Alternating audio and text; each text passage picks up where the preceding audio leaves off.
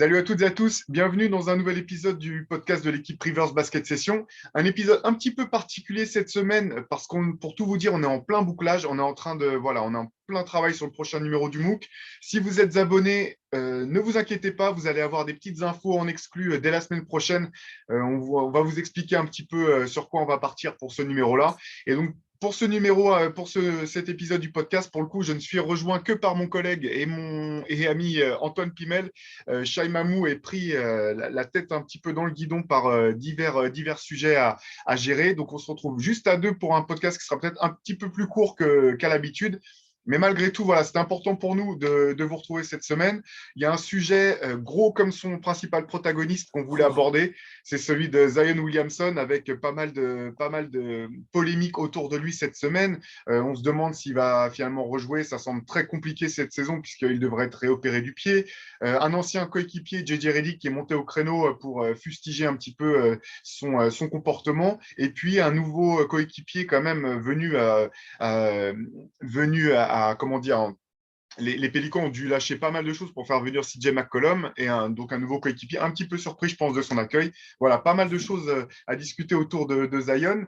Antoine, toi, est-ce qu'il y a des choses dans ce qui est sorti cette semaine qui t'ont particulièrement surpris ou que tu as appris soit sur Zion, soit sur le fonctionnement ou les dysfonctionnements de la franchise des Pélicans? Surpris, oui et non. Oui, enfin un petit peu quand même, oui, déjà j'étais surpris que Redick, ait cette vision de Zion. J'avais l'impression au contraire qu'ils étaient proches en fait, parce que je me souviens notamment que Zion avait très mal pris le fait que JJ Redick hem, soit transféré quand ils jouent ensemble. Donc je pensais que qu'il y avait, je dis pas qu'ils ne s'entendent pas, parce que j'ai pas l'impression que Redick soit non plus, en mode, critiquer Zion parce qu'il ne l'aime pas ou quelque chose comme ça, mais je m'attendais à ce qu'il y ait peut-être un peu plus de protection de Zion, tu vois, de la part de Redick, alors qu'au final, il a été très cash.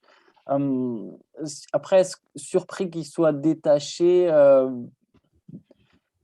pas complètement, si tu veux. Oui, je me posais pas vraiment la question, c'est plutôt ça. Par contre, j'avais effectivement l'impression qu'il est pas 100 impliqué au Pélican. J'aurais pas dit vis-à-vis de ses coéquipiers, tu vois? Ça aurait été plus vis-à-vis de la franchise. Ça fait un moment où j'ai l'impression qu'on sent qu'il y a une espèce de relation sous-jacente un peu bizarre entre Zion et la franchise. Hem, donc ça, après voilà, vis-à-vis de ses coéquipiers, je me posais pas vraiment la question. C'est vrai que ça fait bizarre quand tu entends dire CJ McCollum en interview qu'il a toujours pas parlé avec Zion, tu te dis: «Mince quand même, c'était quand même un peu une recrue phare du milieu de saison, tu es censé être un peu le visage de la franchise, c'est étrange, mais bon, après c'est un joueur jeune, c'est vraiment une question de personnalité.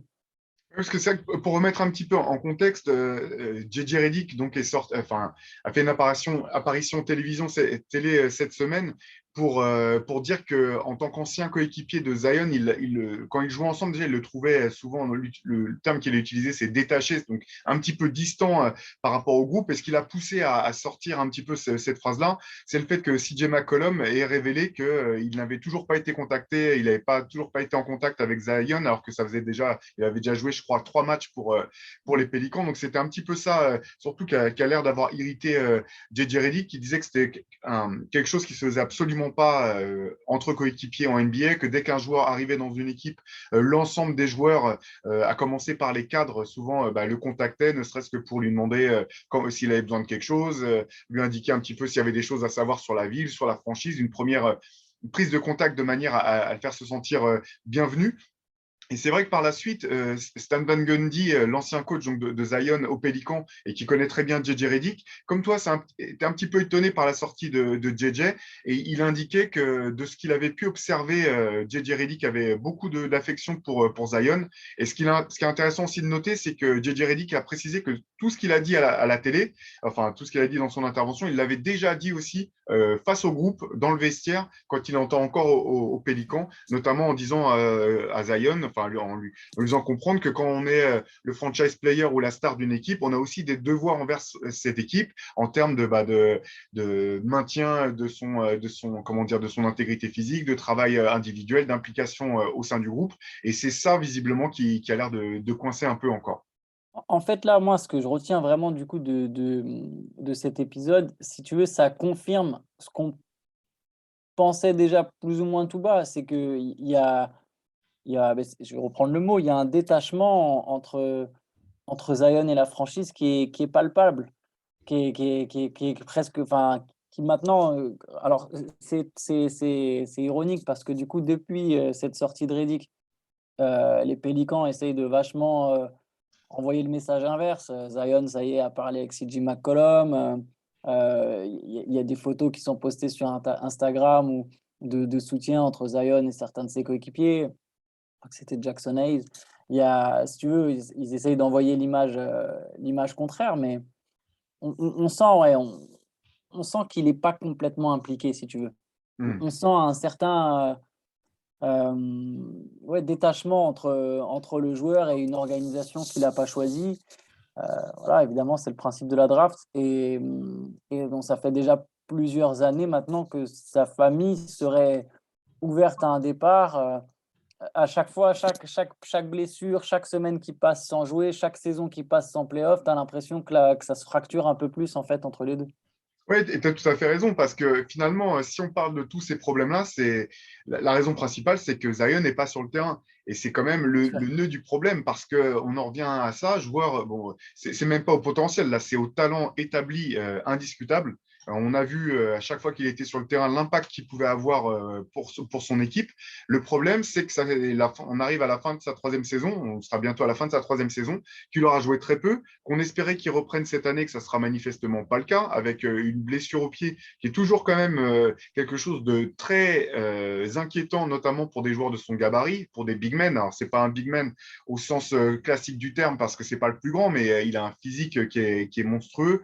On se rappelle de joueurs, même si la comparaison va peut-être faire rire, mais des joueurs comme Zydrunas Ilgauskas qui ont failli passer complètement à côté de leur carrière pro pour des problèmes de pied. On se rappelle de Grant Hill et de tout le mal qu'il a dû se donner pour pouvoir finalement revenir au basket sans jamais plus être le joueur incroyable qu'on annonçait comme un successeur de Jordan qu'il avait été dans ses premières années. Donc, c'est un vrai, vrai problème. Et là, c'est vrai qu'on en parlait un petit peu juste avant de débuter le podcast. Il y a cette stat assez folle qui est sortie la semaine dernière, qui d'un point de vue purement comptable, si jamais Zion effectivement devait faire une saison blanche, au bout de ces trois saisons, ces trois premières saisons, il n'aurait joué que trois matchs de plus que Greg Oden, le nom qui fait frissonner toutes les franchises quand on parle. Alors pour le coup, pas de bust, c'est pas un bust dans le sens où c'était pas un mauvais choix en termes de talent, mais par contre en termes de capacité à ne pas être blessé, à jouer, c'est quand même un des parcours les plus dramatiques de ces 20 dernières années. Donc ça fait un peu froid dans le dos quand on est fan des Pélicans, je pense. Mais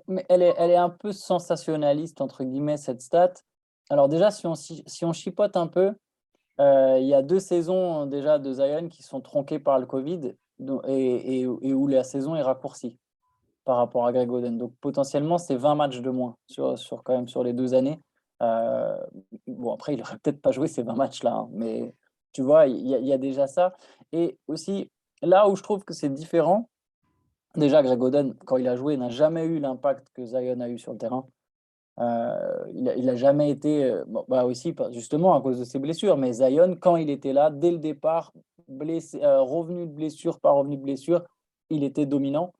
Même sur du temps de jeu limité, il était tout de suite impactant et enfin, surtout, le truc, c'est que Greg Oden, si tu veux, il y avait une espèce de faiblesse, en fait, au genou. C'est triste, mais c'est comme ça, il avait une faiblesse au genou.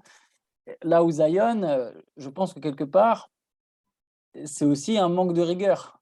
C'est-à-dire, c'est un peu comme ce que disait Redick, c'est-à-dire que s'il s'impose une discipline, une rigueur, Zion, techniquement, il pourrait jouer quand même 50 matchs par saison, facile, tu vois? Alors je te dis pas qu'il serait d'un coup un Ironman, mais s'il faisait l'effort de voilà, s'il y avait moins de relâchement, j'imagine, sur sa condition physique en début de saison, si à un moment il faisait aussi le choix de perdre un peu de poids pour que ses articulations et que son corps se supportent mieux toute la puissance et il se blesserait sans doute moins, il serait sans doute un peu plus présent sur le terrain. Oui, non, sans doute, et d'autant que ce qui est intéressant dans l'intervention de Stan Van Gundy, c'est que voilà, il expliquait que de son point de vue, le détachement qu'il avait pu sentir de la part de Zion, c'était à chaque fois qu'il était éloigné de l'équipe, en fait. C'est-à-dire que quand il y avait des breaks, que ce soit All-Star Break ou que ce soit pendant les vacances d'été, que c'est à son sens un joueur qui adore le basket, qui adore jouer et qui est dans une frustration extrême de ne pas pouvoir jouer. Et c'est vrai que ça, je pense qu'on ne mesure pas forcément de l'extérieur à quel point ça peut être déstabilisant pour un joueur, notamment pour un jeune joueur, quand on est habitué à ce que le basket remplisse 80% de notre activité Ouais. sociale, de notre temps, les journées, les semaines, tout est rythmé par le basket. Quand ça s'arrête pour une blessure, je pense que c'est vraiment violent d'un point de vue même psychologique de trouver comment se réinventer en fait pendant cette espèce de laps de temps qui devient libre. Et puis surtout à cet âge-là, avec autant de pression, autant de le mec est quand même le joueur qui a eu le plus de hype depuis LeBron James. Je pense qu'on n'avait jamais vu ça à l'époque des réseaux sociaux. LeBron, c'était différent, mais il n'y avait pas encore tout Twitter et tous ces réseaux sociaux autour. Je pense que Zion, on n'avait jamais vu ça à notre époque. Il y a une pression, il est jeune, c'est pas facile. Il y a aussi un côté encourageant. Si on prend un autre exemple, même si pareil, c'est pas tout à fait similaire, mais Joel Embiid a manqué ses 2 premières saisons et aujourd'hui, c'est un candidat au MVP et on se posait plus ou moins les mêmes questions à l'époque. Et la première saison qu'il joue, il joue 40 matchs. On se demandait: «Est-ce que voilà, est-ce qu'à un moment, il va même ne serait-ce que tenir le coup?» Donc il y a encore, je pense, un espoir. Il y a un espoir pour Zion. Le problème, c'est que je ne sais pas si cet espoir, il est vraiment aux Pélicans. C'est vraiment pas pour enfoncer New Orleans, alors un petit peu quand même, mais cette franchise gère quand même très, très, très, très mal ses talents. Alors, c'est pas que de leur faute, je pense que Zion aurait pu y mettre un peu plus du sien, mais en fait, on a déjà l'impression que ça ne peut pas bien finir entre les 2.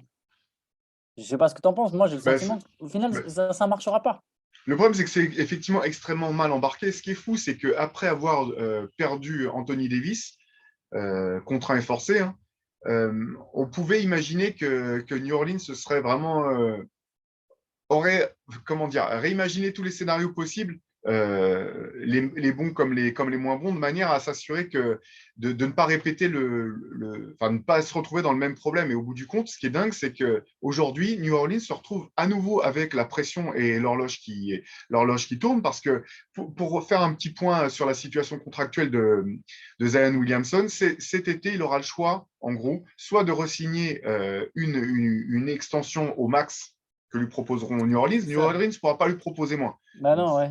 Malgré le fait problématique, qu'il ait joué ou pas joué d'ailleurs. exactement. Donc, problématique du point de vue de la franchise quand tu sais que le joueur a très peu joué et que son problème de pied, s'il est toujours pas réglé, tu sais pas à quel point ça peut devenir récurrent. Et en même temps, Zion Williamson aura aussi le choix, si ça ne lui plaît pas, de simplement signer ce qu'on appelle la qualifying offer et de Ouais. se réengager que pour une année. Et donc, auquel cas, il deviendrait agent libre à l'été suivant. Donc, New Orleans se retrouve au bout du compte dans une situation un peu inextricable, à savoir être coincé entre soit, dans tous les cas, devoir offrir une somme d'argent monstrueuse à un joueur sans être certain qu'il sera suffisamment remis en forme pour vraiment, comment dire, porter la franchise sur ses épaules, soit prendre le risque qu'il parte sans aucune compensation en retour. Ou alors, à moins d'essayer de mettre en place un trade en cours de saison prochaine, sachant que ça sera d'autant plus difficile que toutes les autres équipes sauront aussi que s'il veut, il pourra signer où il veut l'été qui suit. Et quand il y a la qualifying offer, ça revient, c'est comme si tu avais une autre trade clause. Donc tu peux en plus, tu peux même pas transférer le joueur comme tu Contre veux son parce gré. qu'en f ouais, ouais, contre son gré. Faut qu'il accepte, de bouger la clause. Donc je pense en plus qu'au moment des négociations, comme tu disais, ils peuvent pas lui proposer moins, mais je pense qu'ils peuvent même pas essayer de lui proposer moins.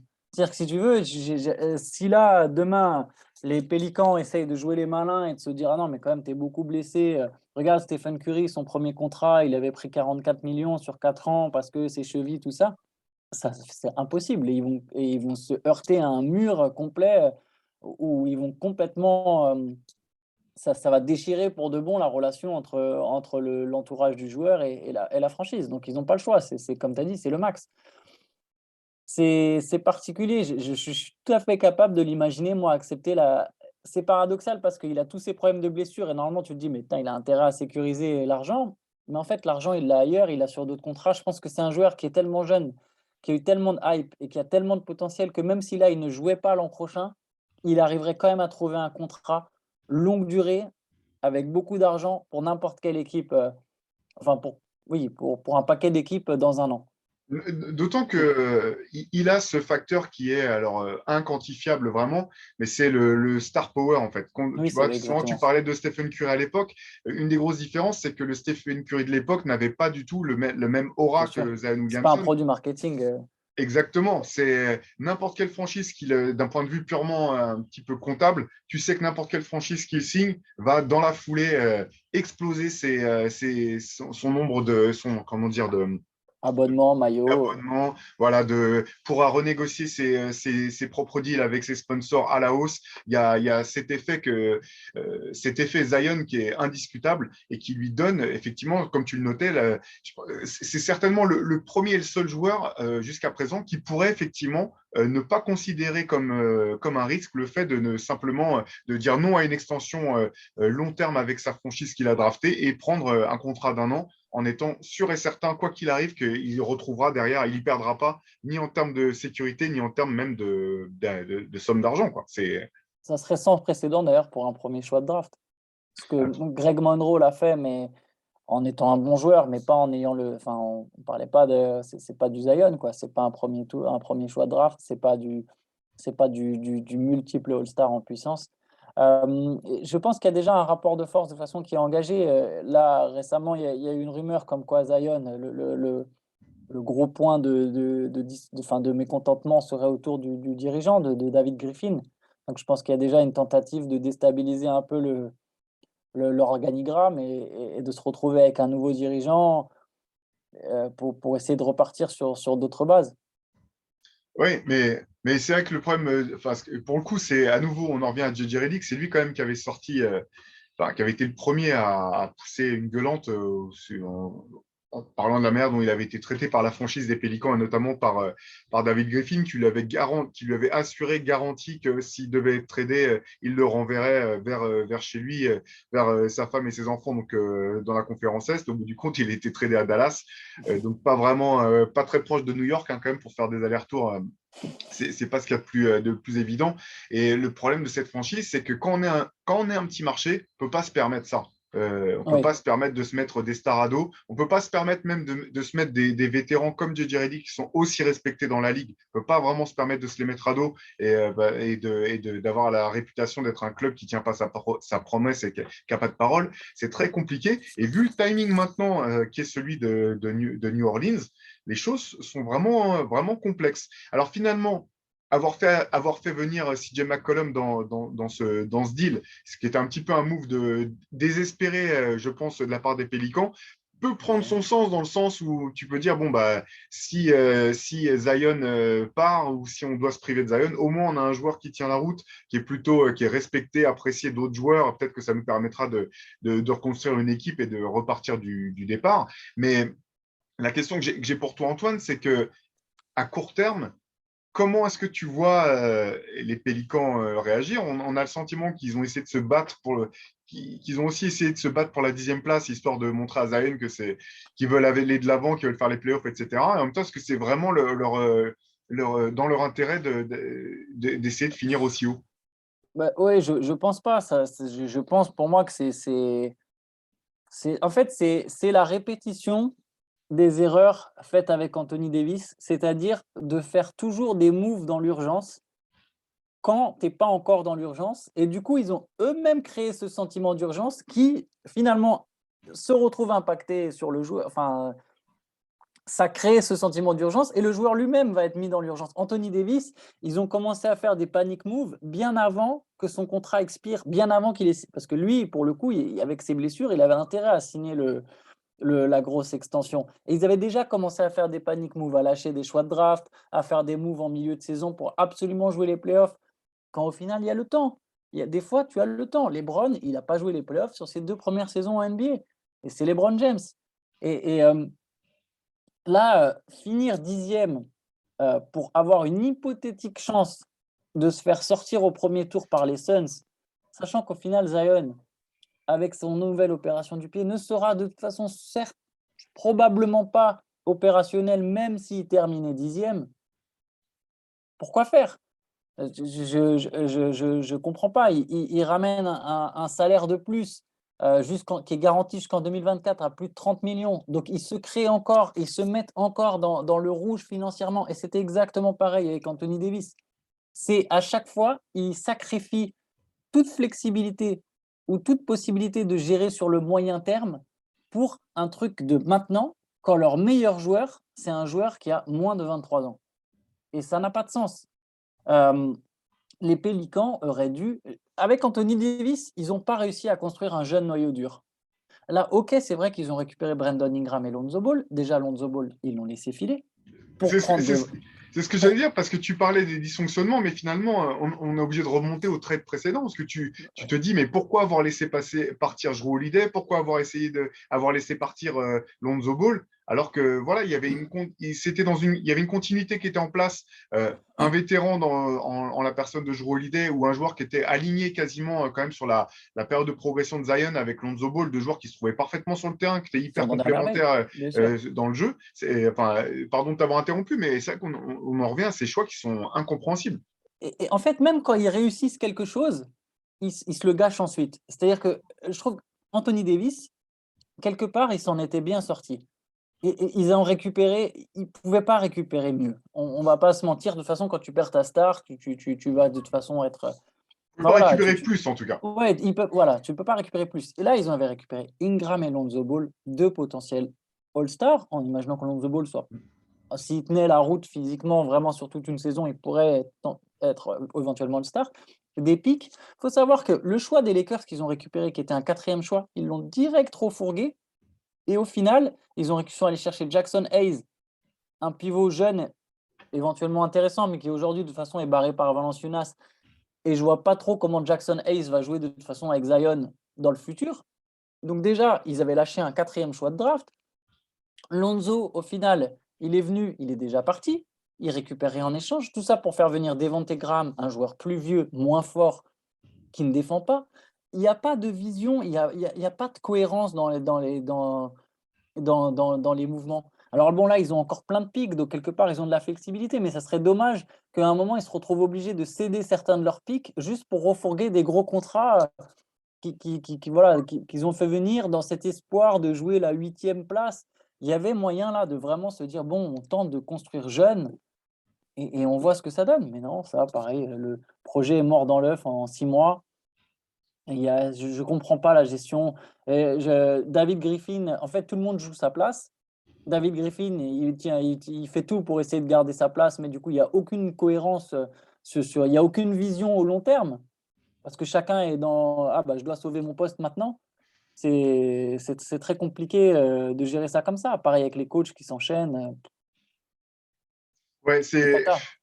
c'est vraiment, vraiment compliqué. C'est compliqué et triste parce que nous, on a envie de voir Zion sur le terrain. Alors là, tout n'est pas de la faute des Pélicans, bien sûr, mais c'est un petit peu inquiétant tout ça pour la franchise comme pour le joueur parce qu'en fait, c'est un petit peu ça la question que je voulais te poser maintenant, Antoine. Toi, quel sentiment tu as, même si bien sûr on n'a pas le dossier médical précisément sous les yeux, on ne sait pas à quel point il était loin de pouvoir reprendre, à quel point il est encore handicapé par sa blessure pour l'avenir de ce joueur qui est quand même très jeune, avec à la fois enfin, c'est un joueur incroyable dans le sens où c'est impossible de trouver un équivalent. En fait, il n'y a jamais eu un joueur avec ce physique et comment dire, cette boîte à outils sur le terrain. C'est vraiment un joueur hors norme dans tous les sens du terme. Est-ce que tu restes optimiste malgré tout sur les chances qu'on aura de le voir arriver à maturité ou est-ce que pour toi c'est quand même très inquiétant tout ça? Si, moi j'y crois encore. J'y crois encore. Je pense que, comme tu disais, il y a quand même un sacré joueur. Je pense que c'est quelqu'un qui a vraiment besoin d'un changement de scénario parce que souvent, voilà, c'est le corps, ça suit l'esprit. Tu vois, si tu es pas dans les bonnes dispositions mentales, ton corps ne va pas suivre de la même manière et inversement. Hem, je pense que Zion, il a besoin de s'épanouir à quelque part où il se sent à l'aise, quelque part où il se sent encadré, quelque part où finalement il aura cette rigueur qui lui manque peut-être, cette peut-être aussi un peu d'envie, même si je pense qu'il a de la motivation, mais il est pas mis dans les bonnes dispositions pour vraiment l'exprimer. Et du coup, si en cas de changement de scénario, que ce soit à New Orleans avec des changements de dirigeants ou que ce soit dans une autre équipe, je pense qu'on pourrait voir un Zion qui se développe et qui atteint, un niveau très intéressant. Après, même si j'y crois encore, j'ai du mal à le voir maintenant comme le prochain LeBron James, par exemple, tu vois? Ce qui a été un temps quand même il a quand même un temps été présenté comme ça et ça se comprenait. Mais là, je pense qu'il y a quand même pas mal de red flags, hem, sur sa personnalité, même si c'est pas je pense que c'est un bon gars, mais tu vois, ça t'envoie des signaux, sur une forme, voilà. Tu te rends compte que voilà, des gars avec un mental comme celui de LeBron James, il y en a c'est très dur à trouver, et c'est très dur pour un jeune joueur, en fait, d'être déjà aussi fort et aussi rigoureux mentalement, avoir cette discipline et donc voilà, je l'imagine moins révolutionner la NBA, prendre complètement le contrôle de la ligue, heu, mais je pense qu'il y a vraiment encore matière à avoir un joueur, exceptionnel. Mais c'est vrai que c'est là où, quelque part, peut-être, on en revient malgré tout, de manière un peu détournée, à la responsabilité de la franchise. C'est dans ce manque comment dire, de stabilité, de vision et d'encadrement. C'est vrai qu'on a un petit peu de mal à voir quel joueur est censé être un petit peu le vétéran référent de Zion sur ses premières saisons. C'est un joueur encore très jeune, qui a fait qu'une année à la fac. Donc, c'est vrai que, par exemple, on voit que alors, les équipes sont pas forcément. C'est dur de comparer les équipes, mais un joueur comme Luka Doncic, quand il arrivait à Dallas, avec quand même Dirk Nowitzki, il y avait quand même JJ Barea qui était un Ouais. joueur vraiment important dans l'encadrement et dans le vestiaire de Dallas. Il y avait quand même même, il y avait quand même des joueurs référents pour un joueur comme Luka, et on a vu que ça n'a pas forcément suffi non plus. Luka n'est pas. Enfin, il y a tout un tas de reproches qui pourraient être faits à Doncic sur son hygiène de vie quand Oui, la oui. saison s'arrête, sur son tempérament avec les arbitres, tout ça. Donc, même un joueur comme ça qui a goûté aux rigueurs du jeu professionnel aussitôt dans des équipes avec grosse pression au Real Madrid, puis en NBA, en passant par la sélection slovène, etc. Même pour un joueur comme ça, c'est compliqué. Du coup, effectivement, on mesure un peu à quel point ça peut être complexe pour un mec comme Zion dans cette franchise où on a effectivement l'impression que tout le monde essaie de sauver sa peau avec on n'a même pas parlé du coach, quoi. Il y a un coach t'as l'impression qu'il y a un coach tous les 6 mois dans cette équipe depuis que Zion est arrivé. C'est quand même assez dingue. Et c'est même dur d'imaginer là Willy Green tenir vraiment très longtemps, en fait. Et c'est très dur, déjà en dehors, mais même sur le terrain, c'est dur de comprendre quel est leur projet parce que même leur équipe, si vraiment, là, si Zion il re-signe, OK, il prend son extension, au max. Derrière, ils sont coincés avec Zion, Ingram, McCollum, bon, j'imagine que Valanciunas et Devonte Graham sont plus faciles à bouger, mais voilà, ça serait ça leur équipe, quoi. La base, McCollum, Ingram, Zion. Est-ce que ça joue ensemble? Après, Est-ce que ça défend? Est-ce que tu vois, est-ce que c'est 3 mecs qui veulent avoir la balle? Comment ça marche ça, en fait? Tu vois, j'ai même du mal à me dire et à quel intérieur tu associes Zion, parce qu'ils ont pareil, ils ont cédé Steven Adams, alors pour Valanciunas qui est fort, mais Valanciunas, Williamson, dans la raquette, est-ce qu'on est sûr que ça peut marcher? c'est C'est vrai il que y a que Valanciunas peut écarter un petit peu plus le jeu maintenant que le faisait Stephen Adams. C'est vrai que je te rejoins parce qu'en fait, je trouve que sur le papier, en fait, c'est quand même plutôt talentueux et intéressant. Mais oui, effectivement, en termes de de fit. fit, en termes de Ouais, c'est défense ça. notamment, je pense que tu soulèves des points qui sont vraiment, vraiment pertinents. Sachant que si jamais, alors on va essayer de voir le côté un petit peu du bon côté pour les Pélicans. C'est vrai que si jamais Zion re-signait ou signait effectivement son extension de contrat cet été, ça remettrait quelque part un petit peu l'horloge à zéro pour les Pélicans. Oui. Zion est suffisamment jeune pour que la question de jouer le titre ne se pose pas encore tout de suite en termes d'objectifs absolus. Donc ça leur permettrait de repartir et de reconstruire. Le problème, c'est reconstruire avec qui, comment. Est-ce qu'on repartirait, comme tu dis, sur un changement de coach, sur un changement de GM? Tu as l'impression que tu repartirais quand même enfin, on ne serait pas encore vraiment dans la sécurité, dans la stabilité, quoi. Exactement, j'allais te dire, en fait, même s'il re-signait, j'ai peur qu'il réagirait quand même dans l'urgence. Alors, bon, s'il signe pour 5 ans plein, bon, là, à la limite, effectivement, ils peuvent se dire: «Bon, il y a 5 ans, donc potentiellement, il y en a 4. avant que, tu vois, il force son départ. Ou 2,5 si c'est un Ou cousin de Ben Simmons. Mais... ouais, voilà. Mais théoriquement, tu as un peu plus de temps. S'il prend 4 ans avec une option pour être free agent au bout de 3, ce qu'avaient fait LeBron, Dwayne Wade et Chris Bosh, là, il serait à nouveau dans l'urgence, en fait, parce qu'il se dirait: «Mince, ça veut dire que dans 3 ans, même peut-être 2 ans, il peut demander son transfert. Qu'est-ce qu'on fait? On a plein de salaires, comment on fait? Bon, est-ce qu'on fait des panic moves? Est-ce qu'on part avec cette équipe?»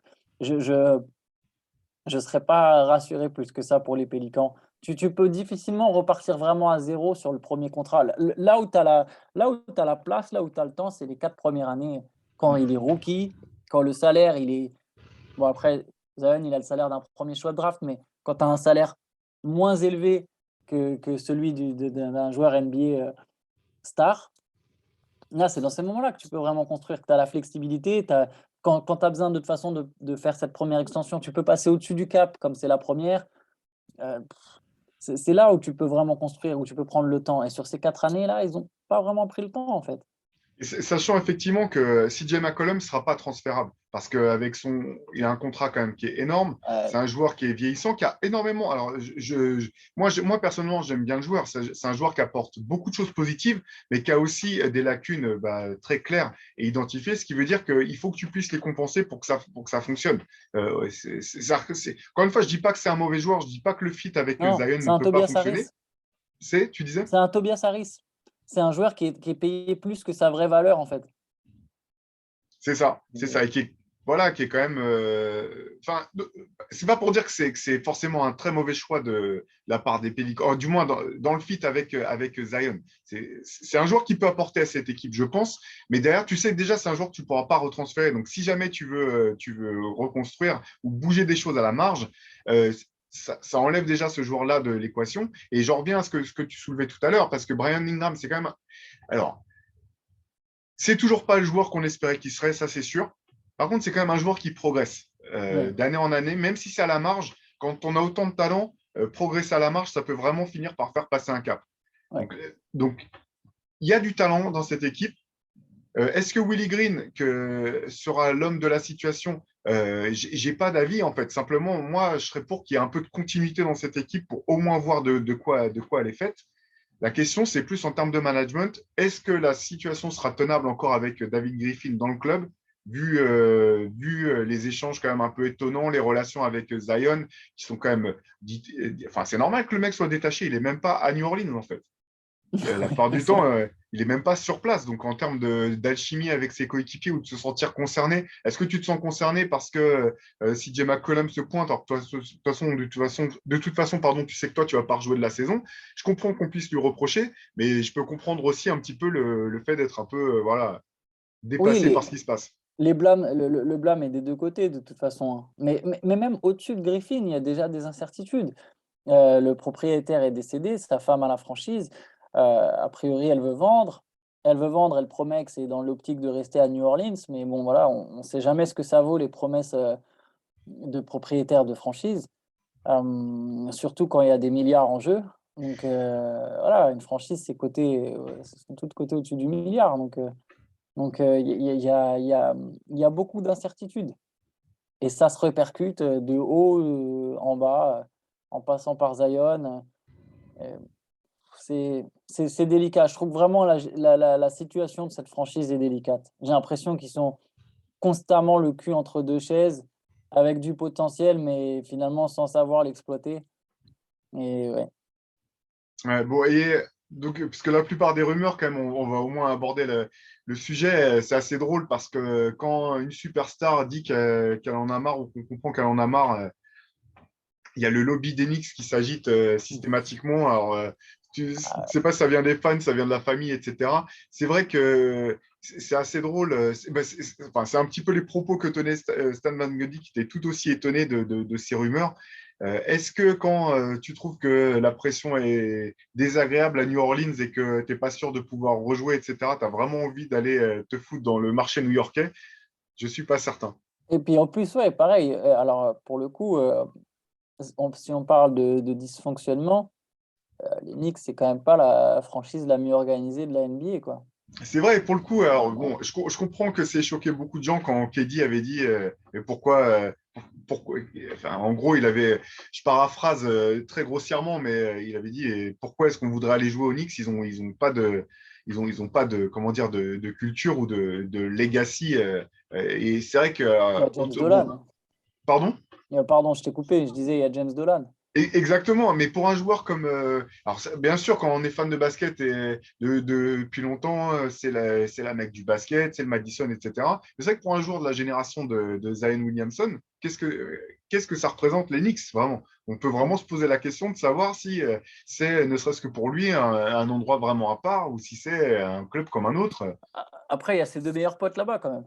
Tu vois, il y a R.J. Barrett, il y a Cam Reddish.